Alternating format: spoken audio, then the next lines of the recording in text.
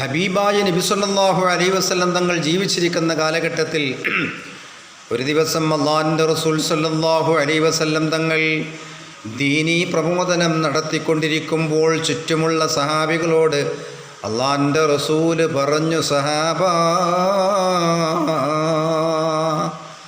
നിങ്ങളെപ്പോലത്തെ ഒരു സഹാബി എനിക്ക് യമനിലുണ്ട് എന്ന് ഉമ്മയെ ശുശ്രൂഷിക്കാൻ ജീവിതം ഒഴിഞ്ഞു വെച്ച് പലതവണ എന്നെ കാണാൻ വരാൻ ശ്രമിച്ചു സഹാബത്തെ.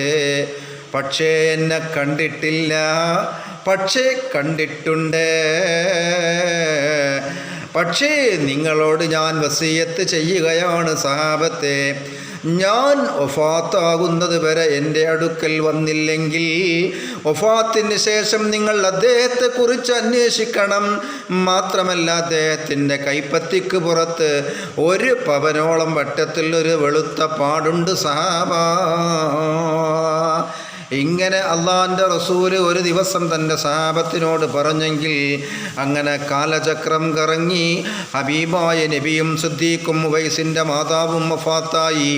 ഉമർ റളിയല്ലാഹു തആല അൻഹു അധികാരമേറ്റു.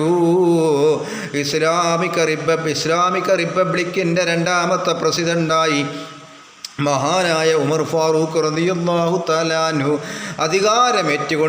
രാജ്യം ഭരിച്ചുകൊണ്ടിരിക്കുകയാണ്. അങ്ങനെ നാളുകൾ കഴിഞ്ഞപ്പോൾ ഉമറും അലിയും ഇരിക്കുന്ന സദസ്സിൽ ഒരടിമ ഓടി വന്ന് പറഞ്ഞു. എന്താണ് വന്ന് പറഞ്ഞത്? റൗളയിൽ ഒരു ഭ്രാന്തൻ ശല്യമുണ്ടാക്കുന്നു. ഹബീബായ നബിയുടെ റൗള ഷരീഫിൽ ഒരു ഭ്രാന്തൻ ശല്യമുണ്ടാക്കുന്നുണ്ട്. ഉമർ റളിയല്ലാഹു തആല അൻഹു ചോദിച്ചു ആ വന്ന മനുഷ്യനോട്, എന്താണ് അയാൾ പറയുന്നത്? രക്ഷിക്കണേ, രക്ഷിക്കണേ എന്ന് വിളിച്ചു കൂവുകയാണ്. ഉടനെ തന്നെ പെൻസിൽ പോലെ മെലിഞ്ഞ കൈപ്പത്തിയിൽ ഒരു വെളുത്ത പാടുള്ള ആ ഫക്കീറായ മനുഷ്യൻ പറയുന്നത് രക്ഷിക്കണേ എന്നാണ്. ഇത് കേട്ടപ്പോൾ ഉമറും മഹാനായ അലിയും കറമല്ലാഹു വജൂഹും ഞെട്ടിത്തെരിക്കുകയാണ്. പിന്നെ എന്താണ് സംഭവിച്ചത്? 2 പേരും റൗളയിലേക്ക് ഓടുകയാണ്. മഹാനായ ഉമറുൽ ഫാറൂഖ് റളിയല്ലാഹു അൻഹുവും അതുപോലെ തന്നെ അലിതങ്ങളും റൗളയിലേക്ക് ഓടുകയാണ്. അങ്ങനെ ഹബീബായ നബി തങ്ങൾ മുമ്പ് പറഞ്ഞ അടയാളങ്ങളുള്ള ഉവൈസുൽ ഖർനി റളിയല്ലാഹു അൻഹു ആണ് റൗളയുടെ മുറ്റത്ത് കിടന്നുരുളുന്നു, പാട്ടുപാടുന്നു. അലിയും ഉമറും പൊട്ടിക്കരഞ്ഞുകൊണ്ട് ചോദിച്ചു, ഇത്രയേറെ ഇഷ്കുണ്ടായിട്ട് എന്തുകൊണ്ട് വന്നില്ല? ഉടനെ പാട്ട് നിർത്തി ഉവൈസ് റളിയല്ലാഹു അൻഹു ചോദിച്ചു, നിങ്ങൾ നബിയെ കണ്ടിട്ടുണ്ടോ? ഉടനെ തന്നെ മഹാനായ ഉമർ റളിയല്ലാഹു തആല അൻഹു ചോദിച്ചു, അതെന്താ അങ്ങനെ ചോദിക്കുന്നത്? ഒരുമിച്ച് ജീവിച്ച ഞങ്ങളോട് കാണാത്തത് കൊണ്ട് തന്നെ എന്ന് ഉവൈസ് പറഞ്ഞപ്പോൾ ഉമർ നബിയുടെ രൂപം വിവരിച്ചു കൊടുക്കുകയാണ്. കണ്ടതിനുള്ള തെളിവ് 14-ാം രാവ് പോലെയുള്ള പരിശുദ്ധമായ ഭൂമുഖം, അതിൻ്റെ തിളക്കത്താൽ ആയിഷ ബീവി കൂരിരുട്ടിൽ വീണുപോയ സൂചി തെരഞ്ഞെടുത്തു.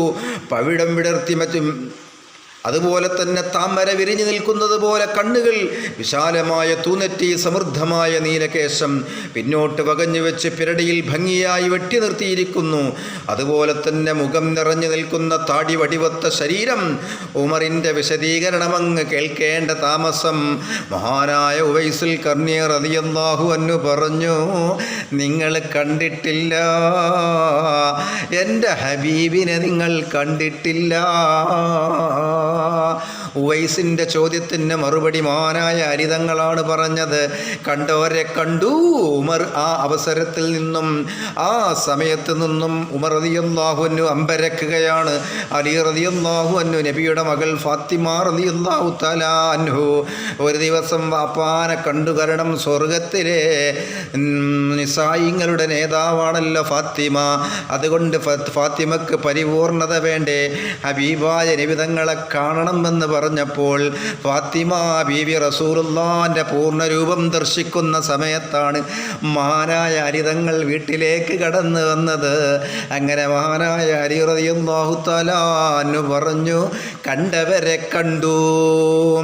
അങ്ങനെ ഈ ഈ കഥ മഹാനായ അലി റളിയല്ലാഹുവിന് പറഞ്ഞു തീർന്നപ്പോൾ ഉവൈസ് റളിയല്ലാഹുവിന് ഒരു അട്ടഹാസമായിരുന്നു. അതാണ് മഹാനായ ഇച്ചമസ്താൻ പാടിയത്. കണ്ടോരെ കണ്ടുപിടി കാട്ടി തരും വലിമ കൽബിനു പിന്നെ വലിമ ഐനുൽ യഖീൻ നിലയും അസ്റാറും ഉൾക്കൊടിയും അവകാശമുള്ള ഫലമാ. അങ്ങനെ മഹാനായ അലിതങ്ങളതാ കണ്ടവരെ കണ്ടു എന്ന് പറയേണ്ട താമസം ഒരട്ടഹാസം ഇട്ടുകൊണ്ട് റൗളക്കരികിൽ നിന്നും ഉവൈസ് റളിയല്ലാഹു അൻഹു ഒരൊറ്റ ഓട്ടമായിരുന്നു. അള്ളാഹിൻ്റെ റസൂലിൻ്റെ ജീവിതകാലത്ത് വരാൻ കഴിയാത്തത് ഉമ്മയെ ശുശ്രൂഷിച്ചതിൻ്റെ പേരിലായിരുന്നെങ്കിൽ അള്ളാഹിൻ്റെ റസൂല് സഹാബത്തിനോട് പറഞ്ഞ ഉവൈസാൻ ഉമർ റളിയല്ലാഹു തആല അൻഹു രാജ്യം ഭരിക്കുന്ന കാലഘട്ടത്തിൽ റൗളയിലെത്തിയ ഭ്രാന്തൻ എന്നവർ മനസ്സിലാക്കുകയാണ്. അതാണ് അള്ളാഹിൻ്റെ റസൂൽ സല്ലല്ലാഹു അലൈഹി വസല്ലം തങ്ങളുടെ സഹാബത്തിൻ്റെ അത്രക്കും അള്ളാഹിൻ്റെ റസൂലിനെ മുഹിബ്ബായി മാറിയ മഹാനല്ലേ ഉവൈസുൽ ഖർനി റളിയല്ലാഹു അൻഹു.